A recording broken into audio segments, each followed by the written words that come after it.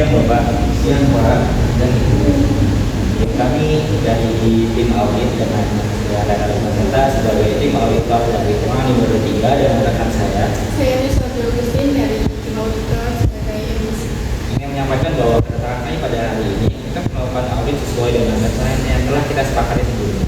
Jadi tujuan dari kita melakukan audit pada hari ini untuk memastikan bahwa kegiatan operasional dari perusahaan Bapak apakah sudah sesuai dengan prosedur dan ketentuan yang berlaku. Baik, menurut Bapak dan Ibu, saya di sini selaku manajer operasional prosedur tadinya sama. Terima kasih Bapak. Oke baik Pak, jadi sistemnya kami akan bertanya maka akan menjawab pertanyaan yang akan kami berikan selanjutnya.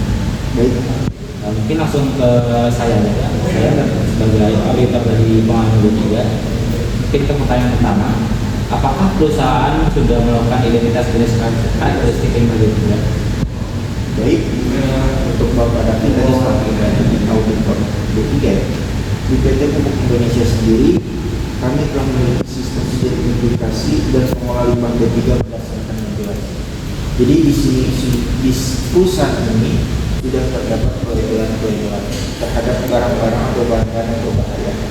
Nah, kemudian kami juga melakukan pencatatan dan klasifikasi limbah sesuai kode serta karakteristik yang berlaku, termasuk dalam bagian luas pada laporan berlanjutan. Jadi kami punya laporan berlanjutan juga. Jadi Bapak silakan bisa melakukan laporan. Pertanyaan selanjutnya, apakah ada pencatatan timbulan limbah B3 pada setiap bulannya? Catatan limbah B3 di perusahaan kami, sebetulnya kami melakukan pencatatan berkala setiap tahunnya disertakan dengan penyesuaian status timbulan sesuai dengan perubahan klasifikasi dan pelaporan. Untuk kriteria terkaitnya itu dari permen berapa ya? Untuk kriteria terkait itu dari kami menggunakan Permen LHK nomor 6 tahun 2021 pasal 12 ayat 1. Pertanyaan selanjutnya, kepada siapa limbah B3 yang diserahkan? Apakah oleh perusahaan atau perusahaan? Jadi limbah B3 ini ada kami juga memakai jasa pihak berizin. Jadi pihak ketiga yang memiliki izin untuk membantu pengolahan limbah B3 di perusahaan kami serta mengacu pada dokumen manifest dan kerjasama kerja. Jadi kami dibantu oleh pihak ketiga dalam pengolahan limbah. Pertanyaan selanjutnya, apakah prosedur tanggap darurat untuk bahan B3 telah tersedia dan diterapkan di PT Pupuk Indonesia Pesra ini? Jadi untuk SOP dari limbah B3 atau tanggap darurat sudah tersedia dan terpasang di TPS B3 yang berada di perusahaan ini. Kemudian kami adakan simulasi tanggap darurat dilakukan setiap tahunnya. Hal ini sebagai bentuk perusahaan kami untuk menunjukkan kesiapan menghadapi suatu kejadian yang di luar kendali. Itu pertanyaan terakhir, bagaimana kapasitas TPS B3 dibandingkan dengan jumlah limbah yang dihasilkan dari PT Pupuk ini? Jadi kapasitas TPS B3 tadi ya, kapasitas TPS B3 itu dinyatakan kami rasa cukup untuk mengelola limbah, tetapi untuk pencatatan secara rutin mungkin ada, tapi dibilang belum terlalu rumit dan sebagainya, masih terdapat kekurangan dari. Kalau untuk kriteria terkaitnya itu berdasarkan permen berapa ya Pak? Setelah itu apakah status penataannya sudah taat atau? Kalau untuk permen yang kami jadikan patokan itu Permen LHK nomor 6 tahun 2021 pasal 15 ayat 2. Jadi kami merasa walaupun kami sudah ada pencatatan, tapi pencatatannya tidak sistematis. Jadi kami merasa ada sebagian yang masih belum dikategorikan. Terima kasih Bapak atas jawaban. Ini bisa dilanjut dengan Ibu Yansa. Baik Bapak, selanjutnya saya dari auditor emisi udara. Saya akan menanyakan beberapa hal. Yang pertama yaitu apakah dari perusahaan sendiri ada status kepatuhan emisi NOx dan SOx dari aktivitas operasional emisi gas buangan terhadap batas baku mutu? Baik, untuk kepatuhan terhadap emisi tadi, emisi NOx dan SOx, perusahaan kami sudah melakukan perhitungan. Namun setiap tahunnya jumlah emisi itu tetap bertambah. Tapi tetap kami adakan perhitungan. Hal ini bisa dilihat nanti di laporan setiap tahun kami, laporan berkelanjutan itu ada peningkatan, tapi tetap kami laporkan. Untuk kriteria terkaitnya itu mengikuti PP berapa Pak? Untuk baku mutunya kami menggunakan Permen LHK nomor 17 tahun 2019, tepatnya di lampiran 1. Oke, untuk status penatannya sendiri apakah saat atau sedang sebagian saat? Meskipun kami sudah melakukan catatan ada upaya pengendalian, tapi tiap tahun itu masih terdapat peningkatan. Jadi kami rasa ada beberapa hal yang perlu kami perbaiki.